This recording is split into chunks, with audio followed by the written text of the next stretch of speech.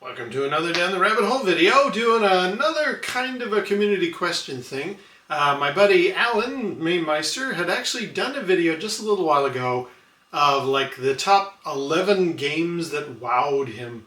And I thought, yeah, that's kind of similar to Wee Bob's video where he was asking for jaw-dropping music in movies and video games, but different enough that I thought, yeah, I want to do another one of these because I really like community questions. I really like, making me come up with lists of stuff. And for this one, I similarly have 10 of them. Like Alan said he couldn't narrow it down to only 10, so he made 11.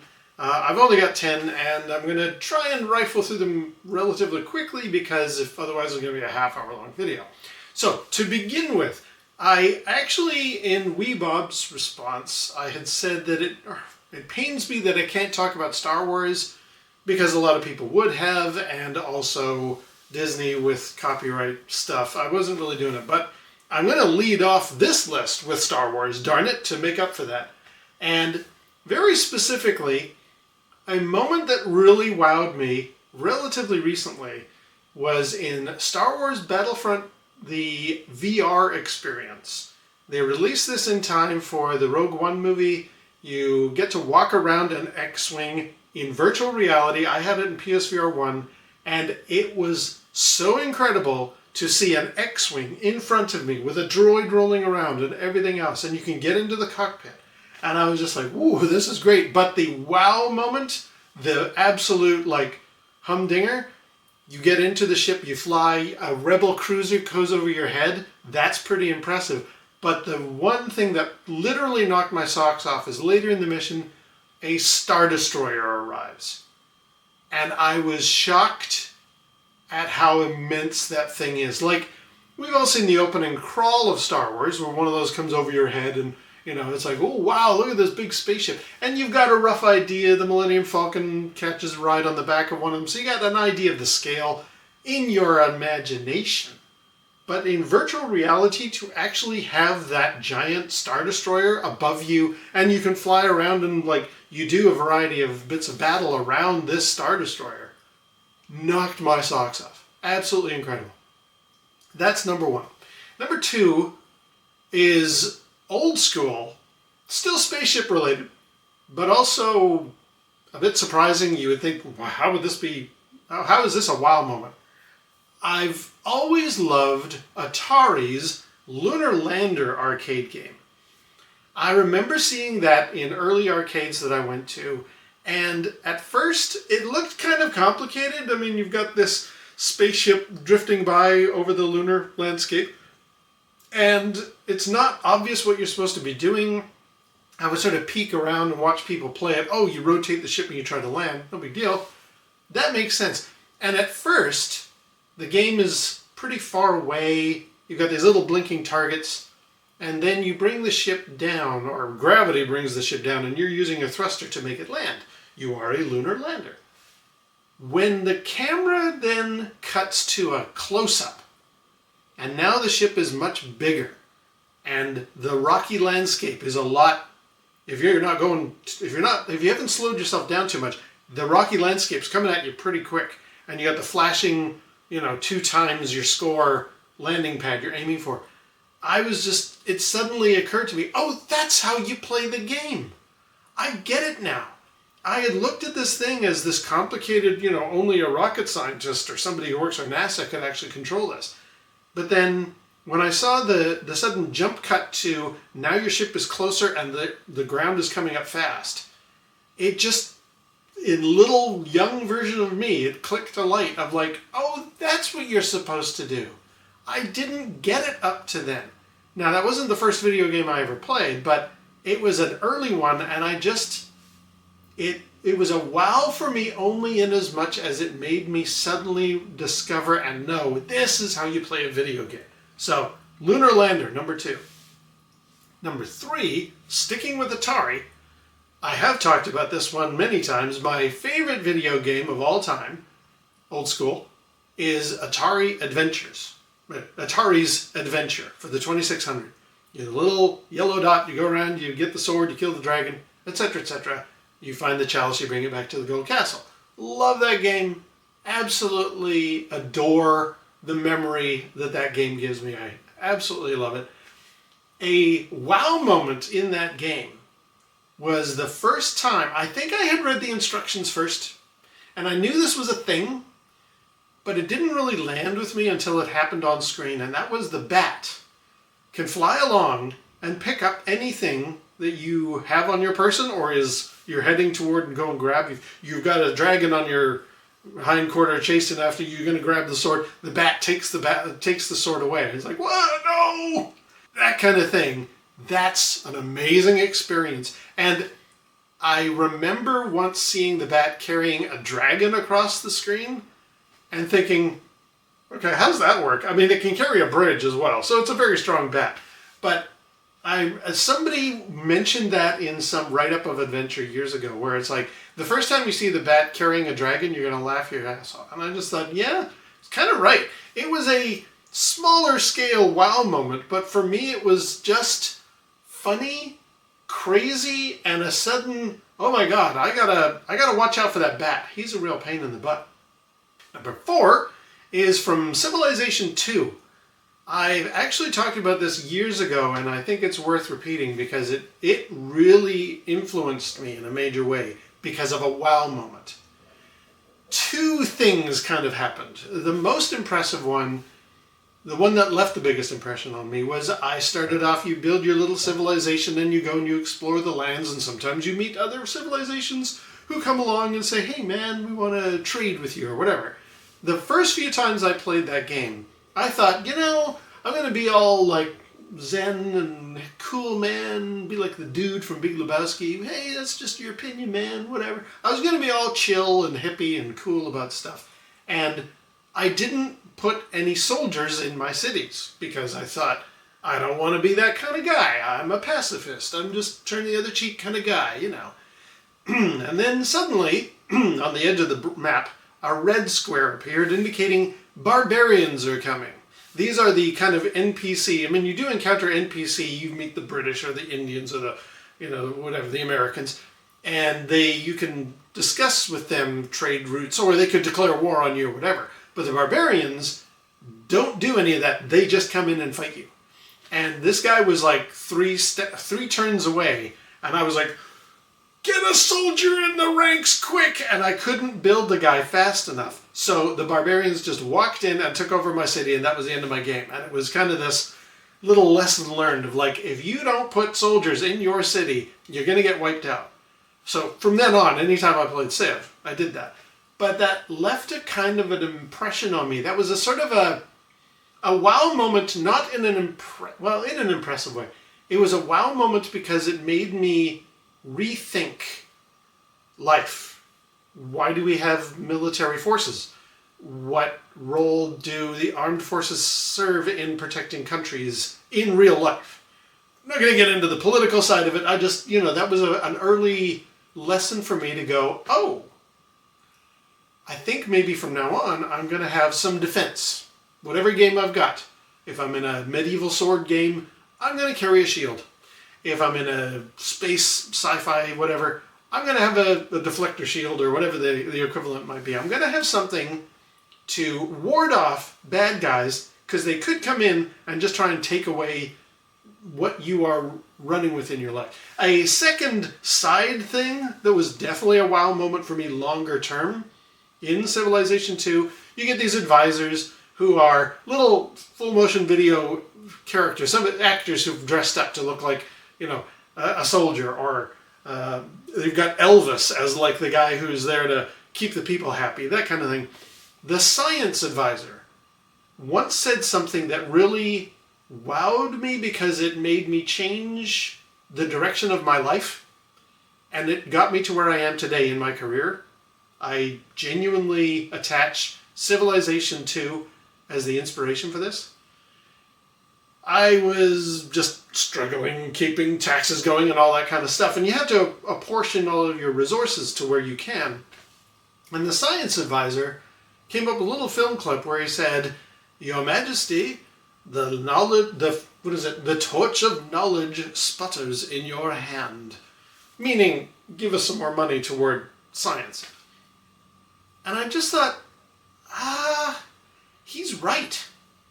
I've been kind of delaying things in my personal life for my own advancement, getting a career, getting, certification for a job and stuff, and I thought, yeah, thank you, little science advisor from Civilization 2. I should go back to school, get myself some certification, and go out there and get a real career. And I have, thanks to the guy from Civilization 2. So, to me, that's a wow moment. Again, it's not like a graphical wow moment or a musical wow moment. It was a theme wow moment. It was something that really, really made an impression on me. Number 5, I wanted to go in a different direction here because these are all standard games of different types. I want to talk about a handheld, and I was trying to think of what's a game that wowed me on the move, going somewhere. And without a doubt, the Nintendo 3DS was a very impressive piece of hardware. I remember hearing it's 3D without the glasses, and I thought, but that's not possible. That doesn't work. You need glasses to do the bifocal image. And then I saw one in real life, and I was like, oh my God, you can actually do it. You've achieved the unachievable. Well done, Nintendo. The 3DS does do 3D. Now, since this is more game specific, I'm trying to think of I've come up with a 3DS wow moment. I'm not going to go, now I've done a video about this. As you all know, I quite enjoy Chun-Li, and you can see Chun-Li in 3D on the 3DS if you get the Street Fighter game, and I was going to go with that, but I thought, no, let's steer clear of the dirty old man syndrome, and instead, I remember a feature that the 3DS has is if you have it on, but in standby mode, it'll ping other 3DSs nearby. And if you meet somebody, or if you pass another 3DS within 30, 50 feet, whatever it is, there will be a street pass, a little sort of message in a bottle thing. Your little me character will show up on their 3DS, and their little me character will show up on your 3DS, and you'll say hello, and it's cute. And they actually developed, Nintendo made little adventures you can do with these characters that you meet in your street pass, and that's kind of cool.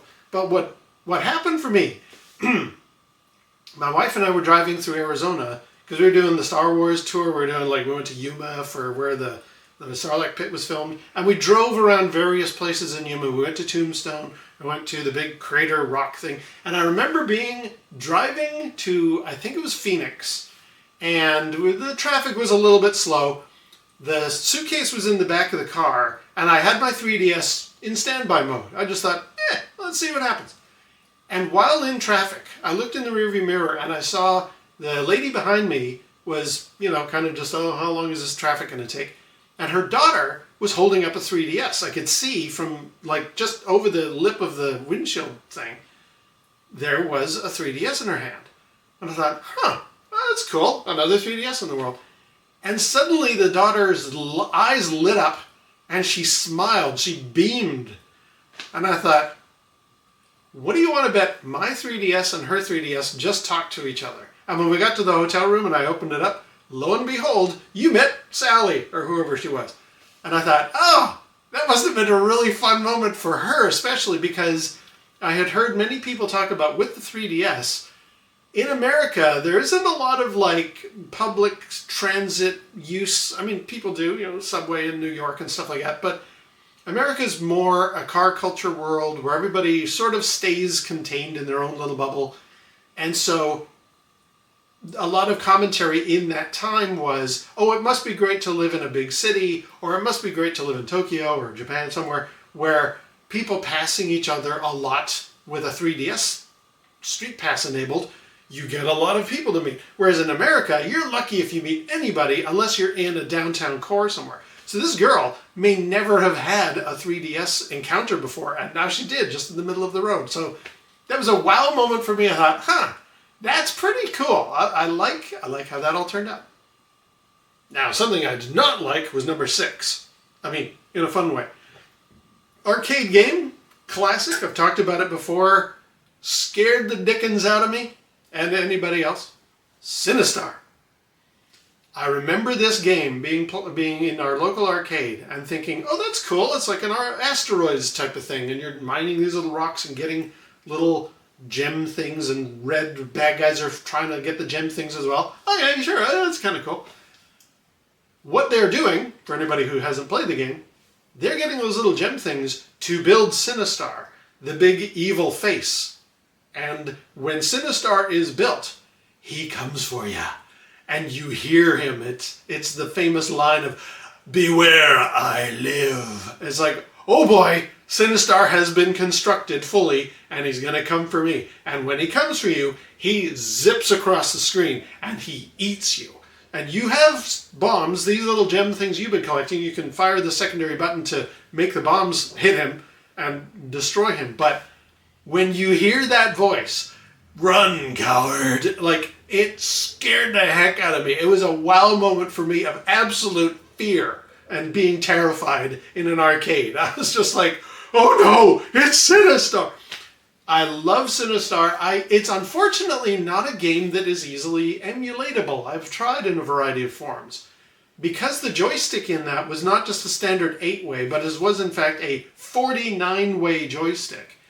It's very hard to replicate that. I've tried it on my main machine, but that doesn't work. I've tried it in various collections, like I think I did it on the GameCube where the analog stick would at least get close. It's not quite there. I've always sort of secretly hoped that maybe New Wave Toys might make a miniature 49-way joystick and finally give us Sinistar the proper way to control, because you really can't emulate Sinistar. You have to play it on that original hardware. But that was a wow moment for me, you know. Here he comes, Sinistar, I live. Ugh. Sticking with the arcade though, number 7, Dragon's Lair. This is available from New Wave Toys. Dragon's Lair I had heard was coming, and I had seen pictures and stuff on the TV about it's a playable cartoon, and I thought, how? How are you going to do a cartoon? That doesn't make any sense. And then it was in our local arcade, and I was just like, oh, there's that game. And I saw somebody playing it. I was like, how are you controlling a cartoon character? By today's standards, obviously, we can do little, the level of animation of polygonal sprites now is so advanced that there are a lot of games now that look like you're playing a Pixar arcade game, or a Pixar animated movie. But back then, you saw the artwork, you saw the cartoon character, you saw Dirk the Daring doing his adventures, but you thought, how do I make him go left or right or jump or what? And then because the guy in front of me was playing it, he knew you hit at a certain time, a quick time event, you hit at a certain time, you hit the button at a certain time. I was like, oh! In fact, I'll never forget the very first time I saw it and it clicked for me, the wow moment, was I saw him in the part where Dirk is in the barrel going through the rapids or down the little underground waterway, and I could see, oh, there's like part of the water looks a different color, and the guy hit the controller to make Dirk steer over to there, and then he would go forward. Oh, there's another one, steer over to there, and then go forward. Oh, now you want to push forward in order to get through the circular little target area. I was like, oh, that's how you play. Okay, cool. So, I mean, the wow moment wasn't so much for me how to control the character, though that was finally revealed and I was happy because then I could play it. It was more a cartoon, something you would expect to see in the movie theater. Don Bluth, exceptional animation, actually as a video game. And I was just like, that's a wow moment. That's pretty impressive. That's pretty incredible. So, Dragon's Lair was number 7. Number 8, a bit of a silly one, but okay, and a real deep dive here. I was playing Saints Row the Third, which I quite enjoyed. I had not really figured out the run and gun with my PS3 just yet. I had played Assassin's Creed, which almost made this list, by the way. I had played Assassin's Creed and got used to running around and jumping and doing all that kind of stuff and stabbing people, but Saints Row the Third really helped me know how to get my gun action going on, because I hadn't really been into open world run and gun games too much yet at that point.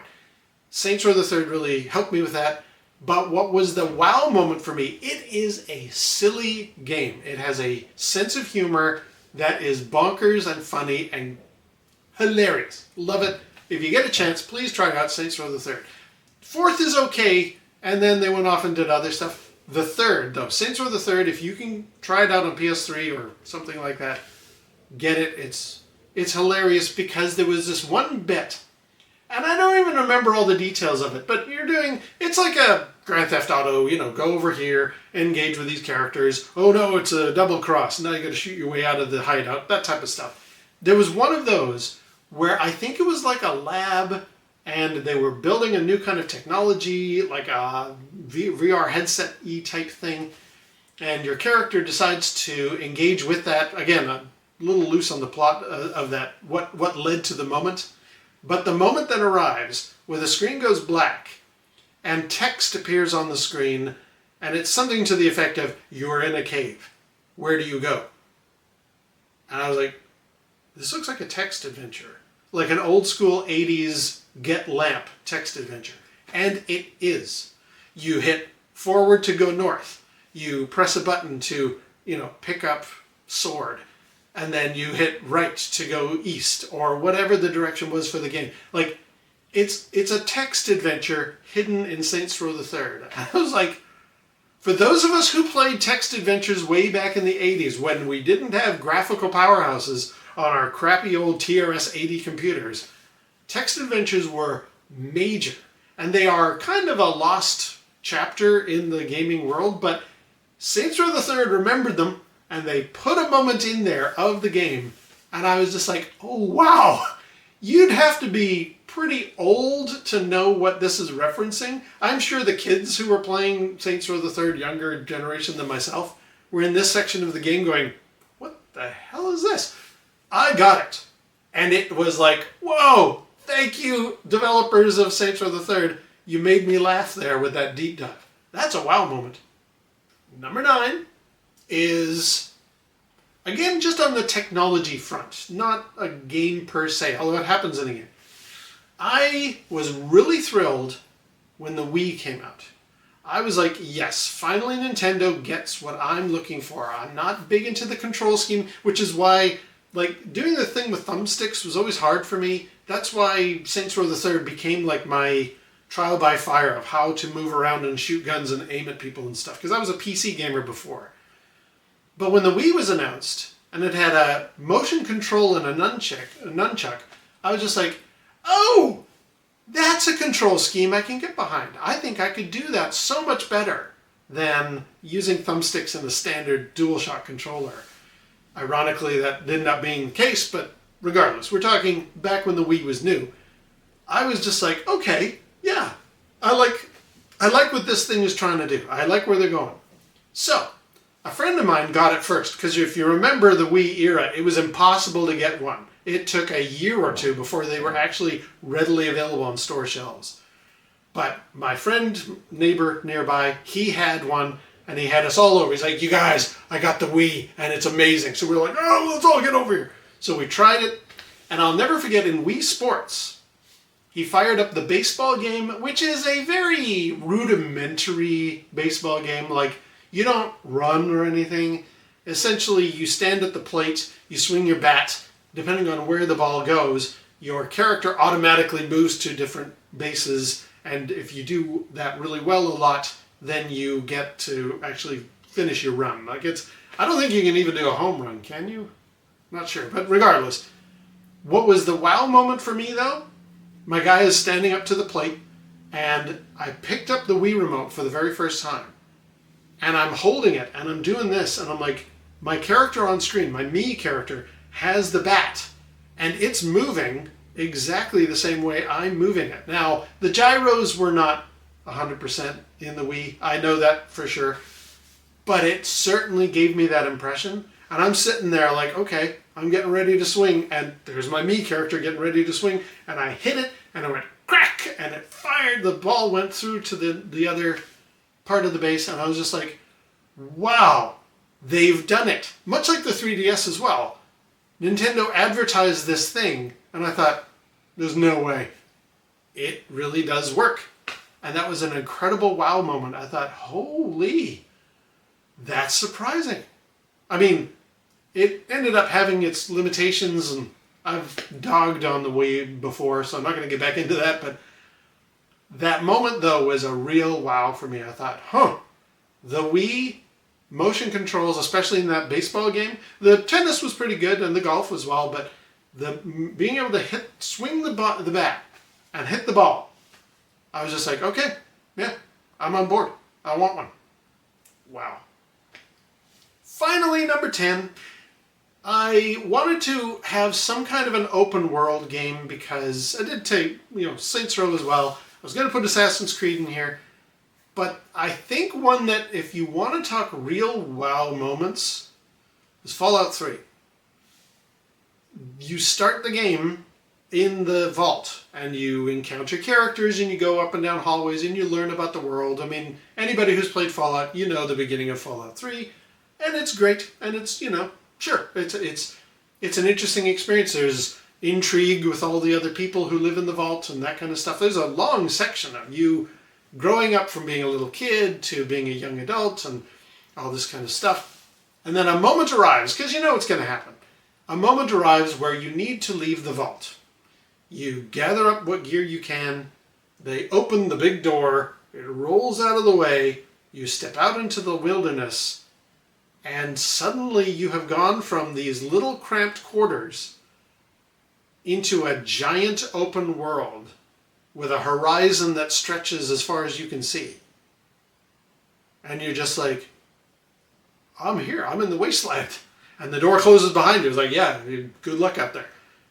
And it's like, oh, I'm here. Like, this entire world is mine to explore. And I know nothing about it.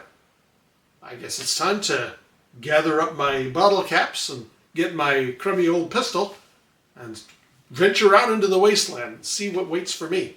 And it's a big, sprawling adventure, and it's a very good game.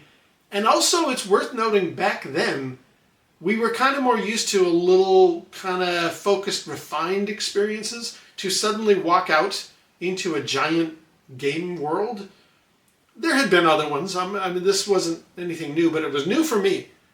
And I remember that moment of stepping out and going, okay, I'm here in the wasteland.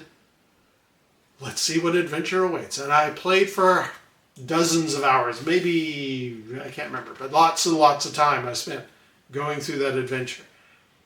Fallout 3 was kind of that final wow moment. And that's where I'm going to leave it here. That's number 10. So there is my list. Alan, thank you very much for making me think about what were some wow moments in games, because there were many I could have mentioned, but like I said, Assassin's Creed, I wanted to bring up others that like really knock your socks off graphically, but I thought, no, let's go outside the box here. So I'm going to leave it there. So until next time, we'll see you down the rabbit hole.